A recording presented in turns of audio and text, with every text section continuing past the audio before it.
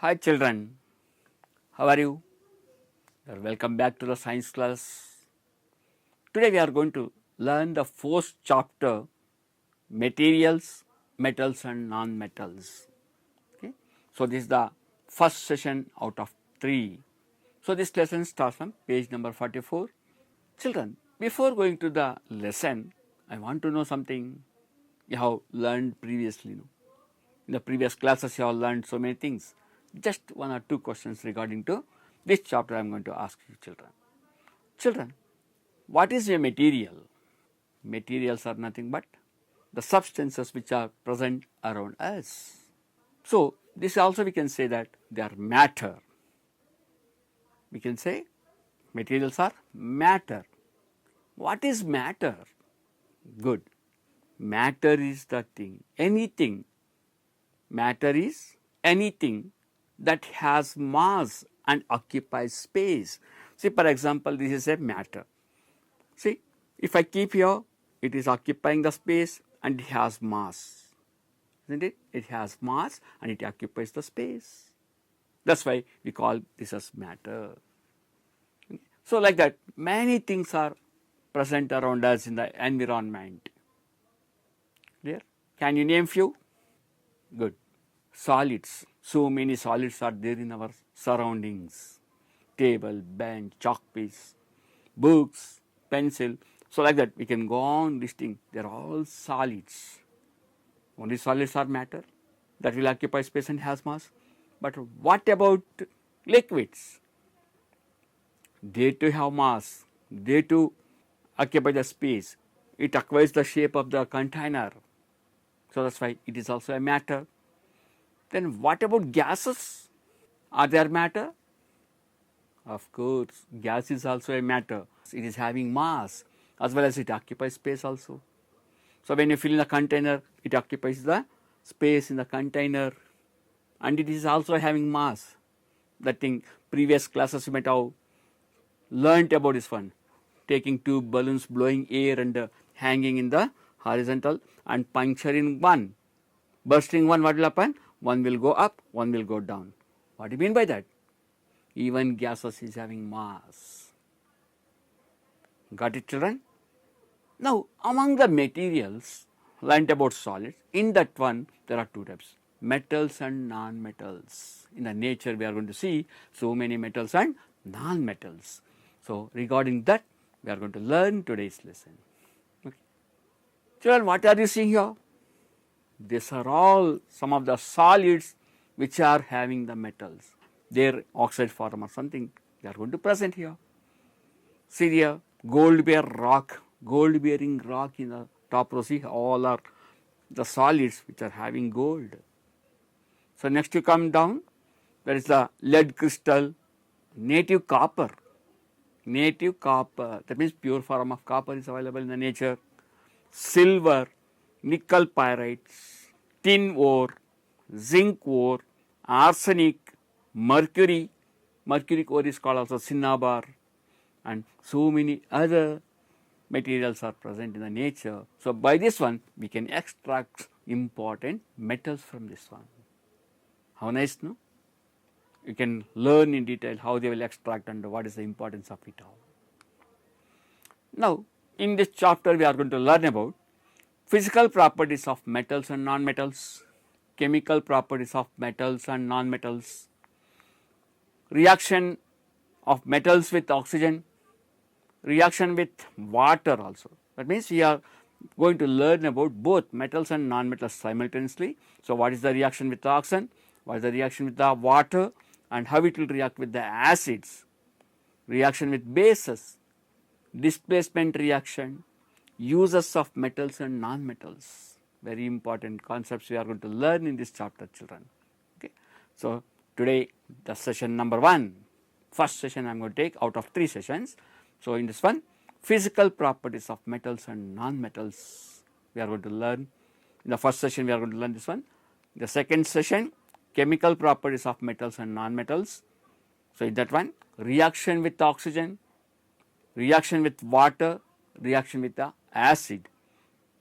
In the third session we are going to learn about reaction with bases, displacement reaction, uses of metals and non-metals. So, these are the things what we are going to learn: reaction of with the bases, displacement reaction, uses of metals and non-metals. These very important topics we are going to learn in the today's chapter. Total in this chapter, in the today's chapter, we are going to learn about physical properties of metals and non-metals. Today's session, we are going to learn about physical properties of metals and non-metals. Clear, children? So, I told we have so many materials around us in our surroundings. Few of them, see, iron, coal, sulfur, aluminum, copper, silver, etc. I have listed here, and what you have to say, how they will appear and whether it is hard or soft. You have seen these items, you can say that. Okay. Children, see, iron, it is shiny. Do you accept this one? You say, so, no sir, it is not shiny, it is dull to look. I have iron gate in my house and I have iron nails in my house. They are not shiny, no. Children, they are going to lose shining. Why? I am going to explain the next session. Here, they are shining. So, thin coating is going to form on the surface of the iron. That is why it appears to be dull. But if you take one knife or stone, something, and go on rubbing it, you will see that shining part in this one. So, iron appears shiny in the original case when it is not going to be rusted. Okay. So, when you come to the hardness, iron, is it soft? No, it is very hard. It is hard. When you come to the coal, so it is a dull mass, black color mass, just like a stone will be there, but it is not so hard as iron. It is not very hard. Okay, sulfur, I think you might have seen in your laboratory, sulfur, usually you might have seen the powder, but some tube-like structures also will be. That is molded ones also, it is available. So, sulfur is having a dull, but appears to be shiny, but it is not fully shine. It is a dull in appearance, and when you come to the hardness, it is also not very hard. We can break with the help of hand or hammer. Okay. Next, we will come to the aluminum. See, aluminum, that is also a metal which is having shine. So, they will shine. Aluminum is going to shine. They have shiny surfaces. So, it is very hard. So, when you come to the copper, it is also shiny. Copper wire you might have seen, copper wire or copper vessels you have seen, they are shiny and they are hard to. Silver, you might have seen in your house, silver plate, silver lamps, or silver plate, silver materials for puja purpose you are going to use. No? So, there is the silver metal, shiny white metal. Okay. It is hard. So, like that I have given some of the items for the list, and you collect some of the other objects and classify them into shining or dull, and also you have to explain that it is very hard or not hard. Okay. So, this one you have to mention. Interesting, no children? We will do. Okay. Now, we will go for physical properties of metals and non-metals in detail. Here see, metals have shining surface, I told. So, this is the copper. What you are seeing, this is the copper. So, this is another material, non-metal. Both appears to be shining, but non-metals are not shiny. Metals are shining. Okay. Now, when you come to this one, they are ductile and malleable, I can say. Metals can be ductile and malleable. Children, what do you mean by ductile and malleable? Have you any idea? Yes, children. Ductile means they can be drawn into thin wires. See, thin wires can be done. You might have seen this one. See, here how the thin wires are made here. Copper wire. So, just like that golden chain you have seen, aluminum wire you have seen, aluminum plates you have seen. No? So, we can see that metals can be drawn into thin wires called ductility, that is ductile. Malleable means metals can be beaten into thin sheets. The thickness may be 0.01 millimeters thickness. So, thin wires also same size. So, like that very thin wires and thin sheets can be done, that is called malleable and ductile. See here aluminum foil, Malleable means they can be beaten or they can be rolled into thin sheets. That's why it is called malleable. Understood? Ductility, malleability. The property of the metals which can be drawn into thin wires is called ductility or ductile, and the metals which can be beaten into thin sheets, they are called malleable. That is called malleable. See that aluminium, let it play. So, you have taken aluminium that can be drawn into sheets. Thin sheets are made out of this one. That is used in the wrapping of tablets. Then they are used as the wrapping sheets and parcel, food parcel. We can store the food also in this one. Children, you have seen this one. 1 gram of gold, you know that gold is the metal, 1 gram, very small quantity will come. So, that can be drawn into thin wire up to 2 kilometers length we can do. How much? 2 kilometers length we can draw. Very nice, no? Very thin can be done. So, by using this gold, this property of gold is used to make the jewelries. See the bangles they have made, so many, no? So, they are all because of this property, the ductility and malleability. This can be made using the property of malleable and ductility. Okay.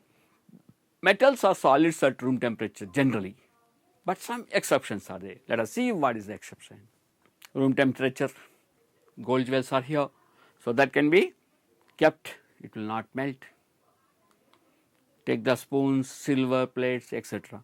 They are also solids at room temperature, but mercury, it is liquid at room temperature. Look at this, mercury is liquid at room temperature, but it is a metal. It comes under metals. So, this is the exception. You can see all metals are solids at room temperature except mercury. Okay. Mercury is the one which is liquid at room temperature. Generally metals are hard. See the cutting pliers and all, we are going to use it for cutting the trees and all, that is very hard. And some metals are soft. See here sodium they have taken, that can be cut with the knife. It is a soft metal. Exceptions are there, children. Normally, generally we are telling. So, generally metals are hard, but exceptions 1 or 2 are there, they are soft metals also. As we got the mercury as the liquid. So, potassium, sodium and lithium are soft metals which can be cut with the knife, they are soft.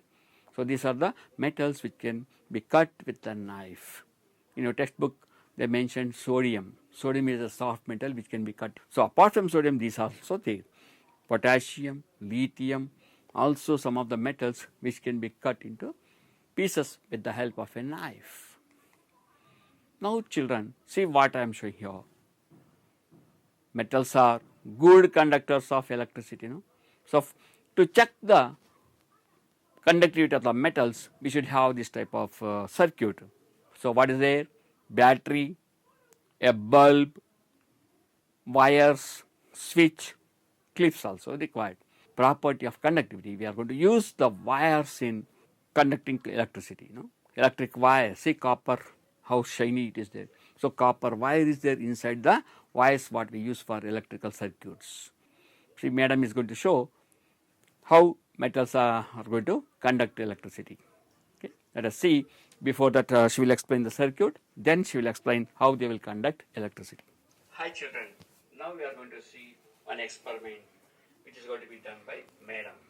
So, now she is having the setup which is made up of one battery is there, for that one positive and negative terminals connection is there, and wires are connected, red and black wires are connected, one bulb is connected to that one, and the wires, free end wires are there, one positive and negative free end wire connected. Got it? Now let us see the items, that means metal materials we are kept here. So let us see what is the property they will show when it passes to the, when current is passed through it. Okay, madam is showing now the gold bangle, gold. So let that is silver. Silver plate I have kept here. Steel scale, which is familiar for you, and metal bangle is there. One more copper wire, insulated copper wire is there. So copper wire without insulation. Then the compass. This is a saw blade, metal blade, screwdriver, and lastly I kept one graphite, that is your pencil lead, okay, which we can use for writing. Look at this, we have copper wires. One is roll, and there is lengthy wire is there. Then compass, another one metallic plate. Now let us see, madam is going to touch that metal piece with the wires. See, the light is glowing. Here, that is a good conductor. Now another one, see the silver plate. Silver plate, it is a conductor. Steel scale, it is also conducting electricity. Steel bangle, it is also conducting electricity.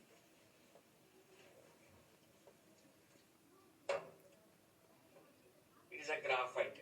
It is not a metal. It is a non-metal, but it is conducting electricity. We think why it is going to be like that. So metal part of the screwdriver. It is a lengthy screwdriver. It is also conducting electricity. Plastic, it will not conduct. This is the metal piece. It is a metal piece, but it is not conducting. Think, okay? Think and say why it is not conducting. Let us see. See, the metal is conducting. Compass is conducting. Plastic is not conducting. See, the metal copper wire, it is conducting. Here is also copper roll is there. It is not conducting electricity. Children, you have learned how the metals can be checked for conductivity. Nice, no? You can also check, but you should be careful while doing the experiment with the electric current. Cell is harmless, but take the suggestion from your parents or elders. Okay, children, you can do it. Children, similarly, we can see metals have high melting and boiling points. Metals are having high melting and boiling points. Okay, see, these metals have high melting and boiling point. That's why we are able to use this one in the cooking vessels, cooking and or for heating purpose and storing purpose also we can keep. So commonly they are solids in the room temperature. Now see the metal. So your temperature should be high, more than 1700 degrees Celsius. Some metals will melt. Okay, they have high melting point from 900 to 1700 degrees Celsius. They have the melting points and boiling points. They will range. See, children, gallium and cesium are the metals which have low melting point. If you keep these metals in your palm, it will melt. The body temperature is enough for them to melt. So they are also metals, but they will melt at low temperature. This is gallium. See, it is melting. Observe the palm, how shining, no? You know that metals are having shining surface. They are shiny. They are called lustrous. Metals are lustrous. And another one, it is called cesium, is another metal. Okay, it also melts at low temperatures. It will melt at low temperature. Children, they are good conductors of heat. We learned that they are good conductors of electricity. Similarly, metals are good conductors of heat also. See, for this one, how to check this one. Take a stand and a Bunsen burner or burner, spirit lamp also you can take, on metal rod. At the end of the metal rod, fix a pin with wax. So first you put the wax layer and fix the pin for that one and heat it. So what will happen? After some time you will observe that the pin will fall down. So this shows that metals are good conductors. So that's why we are using for the utensils, cooking purpose and frying, all heating purposes we are going to use these vessels. Children, let us see, Madam is going to show an experiment how the metals are going to be conductors of electricity, conductors of heat. Look at this wax piece is fixed to the metal scale, metal piece. Okay. Now she is going to hold this with the help of holder. It is a cutting player. Let us see what will happen. With the help of cutting player, she is holding and started heating with the help of a candle flame. Let us see what will happen. Observe carefully. It will take little time because the metal piece has to heat it up. Metal blade slowly getting heated up. Look at that. So what happened? Why this happened like that? Because when heat is conducted, the metal conducted heat, and because of the heat, it is moved from one place to the other. Then the wax melted and it fell down. Okay, after melting, wax fell down.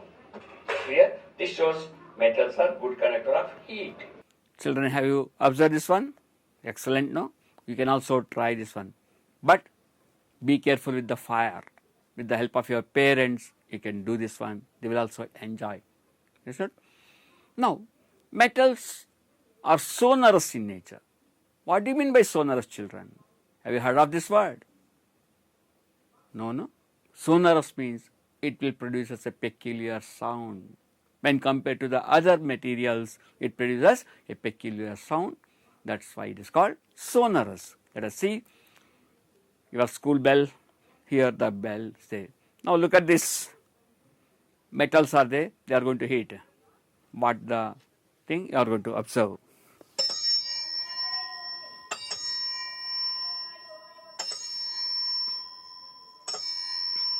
Listen the sound.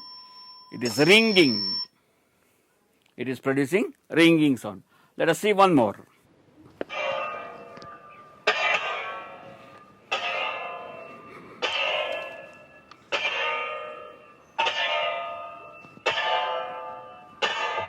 Baby is dropping coins. Listen. It is making the sound. No? The metallic pieces are making sound. Have you heard the sound? See, metals have specific sound. That's why they are called sonorous. One more metallic sound you can listen.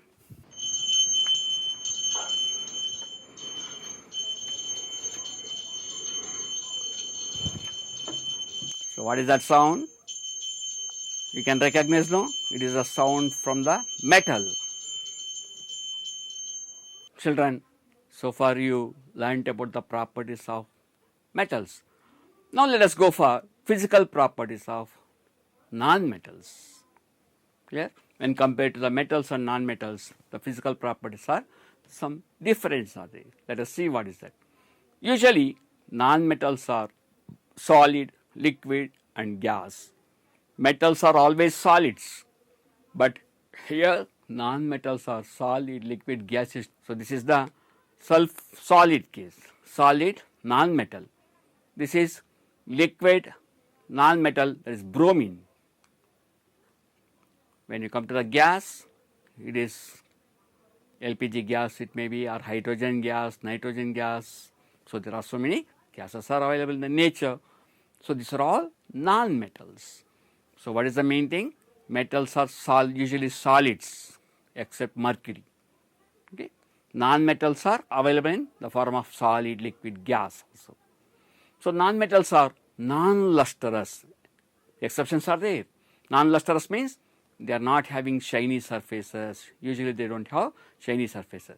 See the tip of the matchstick, there is phosphorus, which is a non-metal. So it is not having any shiny surface. Okay.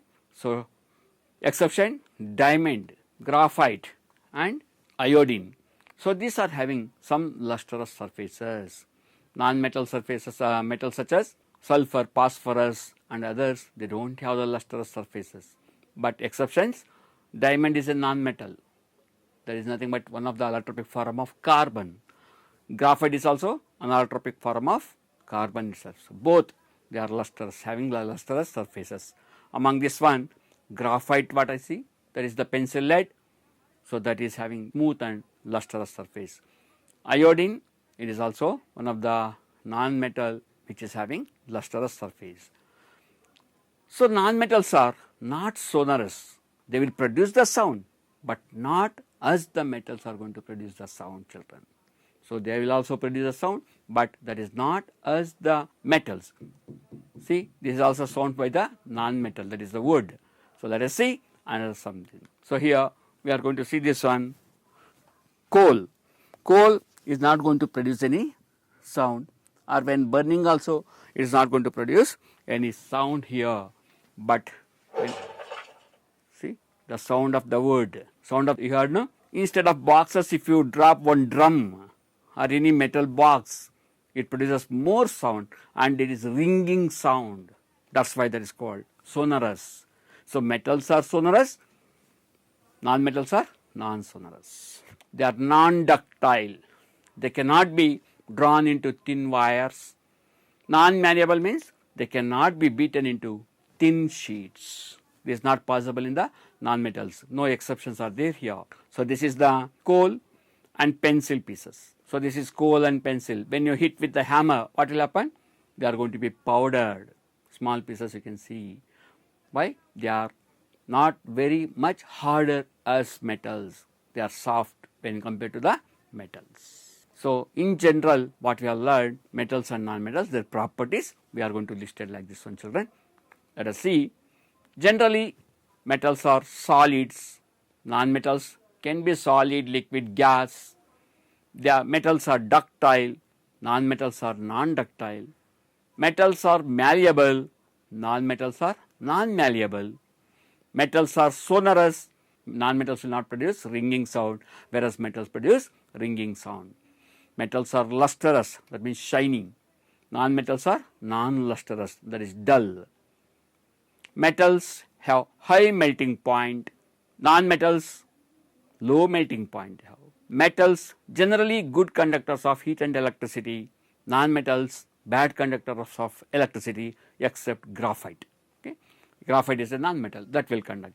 So, these are the properties of metals and non-metals what we have studied today, children. Let us have some revision by few questions, children. So, first one, which of the following can be beaten into thin sheets?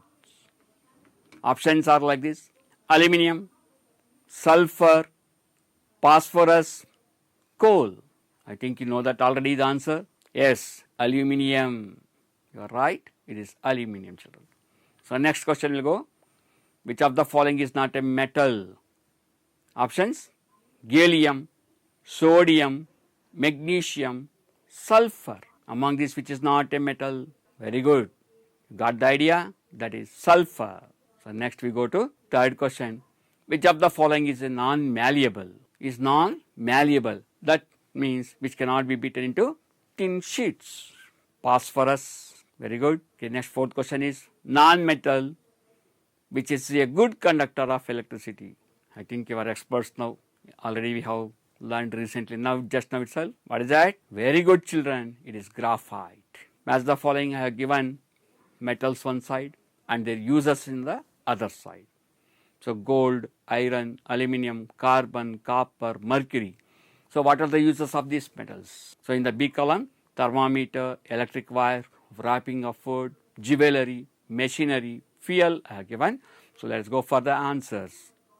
If you know the answer, please note out and think whether you are right or wrong, you can decide. Gold, jewelry, iron, machinery, aluminum, wrapping of food, carbon, fuel, copper, electric wires, mercury, in the thermometer they are going to use, children. Now, it is time for homework. Copy down the questions, children. A pencil lead is made up of a non-metal called dash. Phosphorus is stored in water because it is a dash non-metal. Sodium is stored in dash because it is more reactive. Fourth question.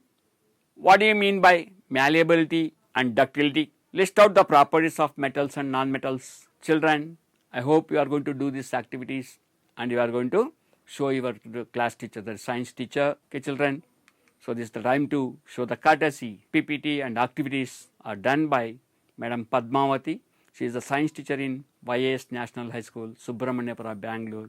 And also, so many activities you assisted by the children, students of YAS National High School, Subramanyapura, Bangalore, Siddharaju Darshan, Nandan, Jagdish are the children, and the baby Nainika, she is ringing the bell. So I want to say thanks for all. Thank you, children. I am Lakshminarayan Shettikar, teacher at St. Peter's High School, Bangalore. Thank you, children.